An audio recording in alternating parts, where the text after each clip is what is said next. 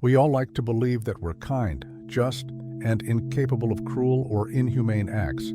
But what if certain circumstances could awaken something within us that we never even suspected? Something dark, something terrifying. The truth is, the line between good and evil isn't as clear as we'd like to think. That line, however thin it may seem, is closer to us than we're willing to admit.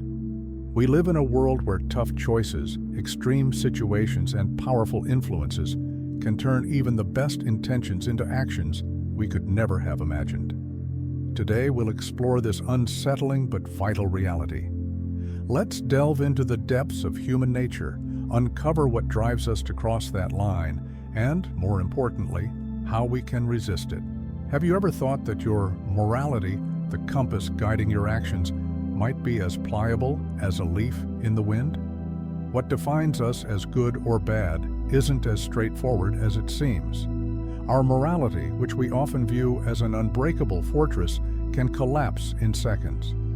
Under certain conditions, a person can suddenly exhibit behavior that defies everything they believed themselves to be. Renowned psychologist Philip Zimbardo describes this moral vulnerability as a situational metamorphosis.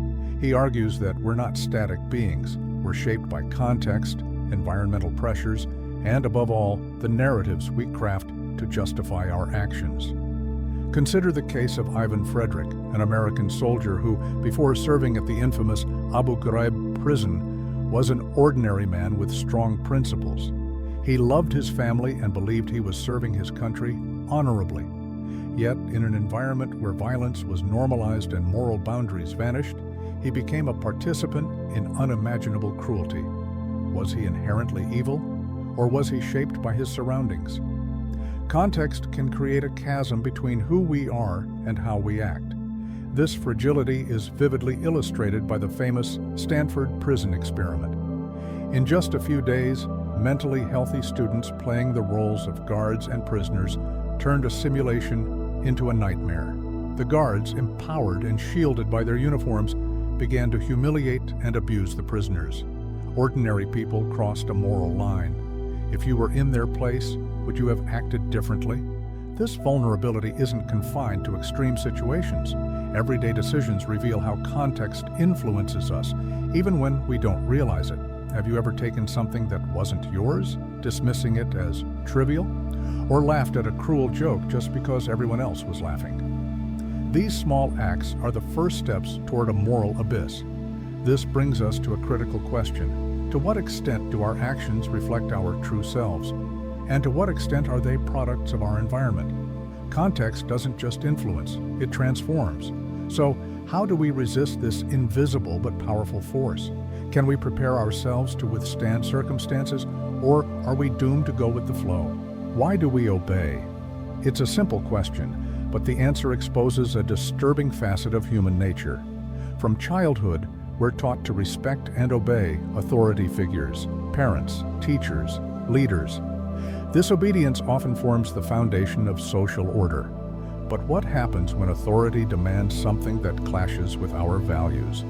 How far are we willing to sacrifice our principles to avoid conflict or please someone influential? The Milgram experiment, a landmark study in psychology, offers a chilling answer. Imagine you're in a room, and a person in a white lab coat instructs you to administer electric shocks to another person for every wrong answer. With each mistake, the shocks intensify, reaching dangerous levels. The person on the other end screams in pain, begging you to stop, but the authority figure insists, "Continue, it's necessary for the experiment." About 65% of participants obeyed to the end, delivering the maximum shock despite their conscience. Why? Because a person in authority told them to. What makes authority so powerful? When someone is vested with power, we tend to assume they possess superior knowledge or moral responsibility. We convince ourselves that our actions, even if questionable, are justified by this transfer of responsibility. If something goes wrong, it's not my fault. It's the fault of the one who gave the order. This creates a dangerous disconnect between our actions and their consequences. Blind obedience isn't limited to experiments. It runs through history, from Nazi soldiers claiming they were just following orders to the tragedy of Jonestown, where hundreds obeyed a charismatic leader and took their own lives. In each case, the issue wasn't inherent evil, but the inability to question authority. Ask yourself, how many times have you followed an instruction without thinking just because it came from someone higher up? Maybe it was something minor, like a task at work. But what if it's something serious? Would you have the courage to challenge authority, or would you choose the comfort of compliance? Obedience is a powerful force, but it's not invincible. We can learn to recognize it, question it, and, when necessary, resist it. This requires courage and, above all, responsibility for our actions, no matter who ordered them. Dehumanization, the key to cruelty. Blind obedience becomes even more dangerous when paired with dehumanization. When we stop seeing others as human, obeying cruel orders becomes easier.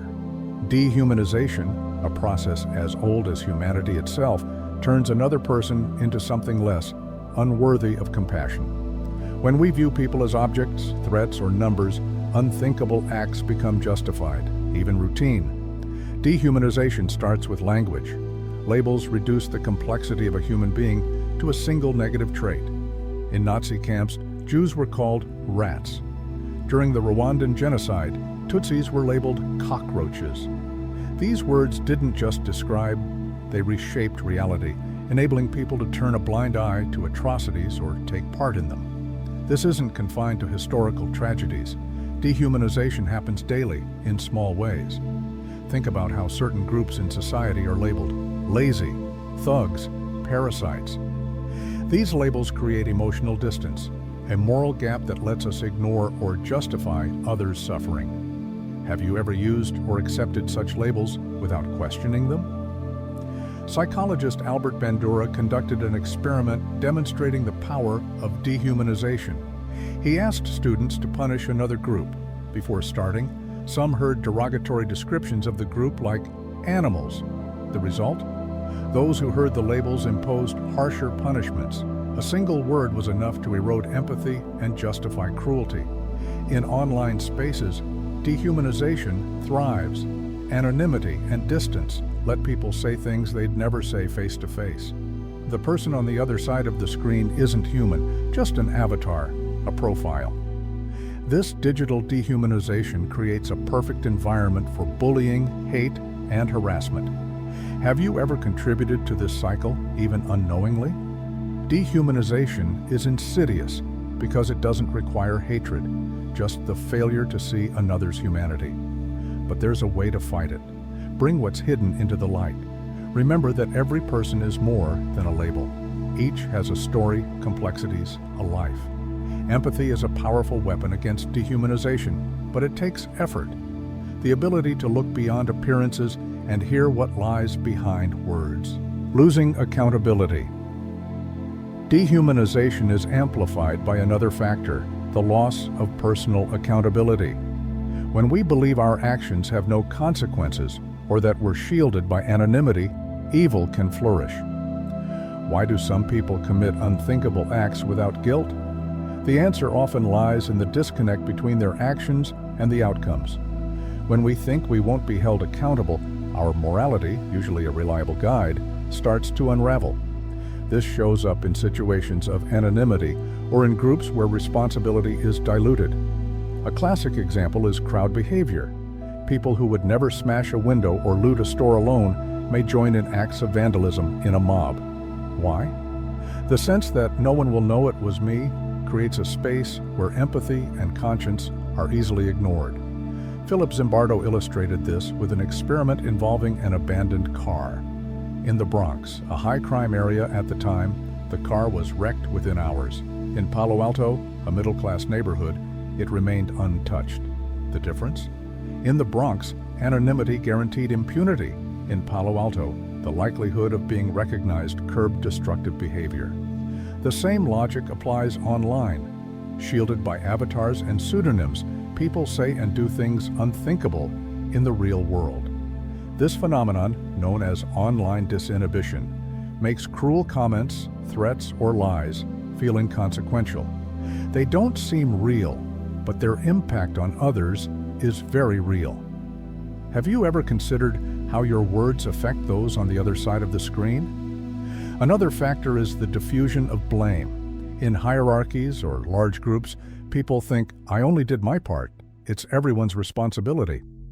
This happened in the Abu Ghraib scandal, where soldiers justified their actions by saying they were following orders. It happens in corporations, where questionable decisions dilute blame among members.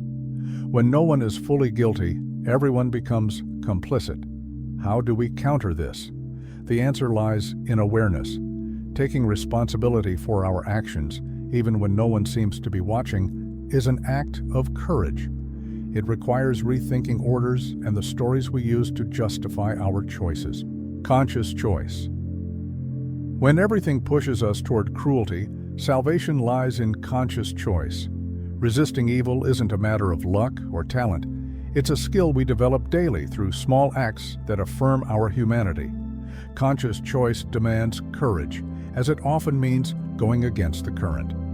Recall the participants in the Milgram experiment who refused to continue the shocks. They weren't stronger or wiser than others, but at the critical moment, they listened to their conscience despite pressure. They showed that heroism isn't the absence of fear, but the willingness to face it. Conscious choice shows up in everyday life too. How many times have you seen something wrong and stayed silent because intervening felt awkward? Whether it's a harsh remark in a conversation or something as simple as keeping extra change at a store, each moment tests your morality. Psychologist Philip Zimbardo argues that heroism isn't reserved for great figures or grand moments. It's an action anyone can take when no one else steps up. Consider Wesley Autry, the subway hero. He saw a man fall onto the tracks during a seizure and, without hesitation, jumped to save him, shielding him with his body as a train passed overhead. Autry didn't plan to be a hero, he just chose to act. Such choices often require defying group norms, challenging authority, or enduring criticism. How do we prepare for these moments? The answer is constant awareness of our actions and their consequences. This means questioning convenient excuses, challenging unjust orders, and remembering that every decision, no matter how small, shapes who we are. Conscious choice hinges on seeing the complexity and vulnerability in others. Without this connection, our decisions become cold, driven by fear or convenience. By recognizing others' humanity, we remember that we're all on the same journey. That changes everything.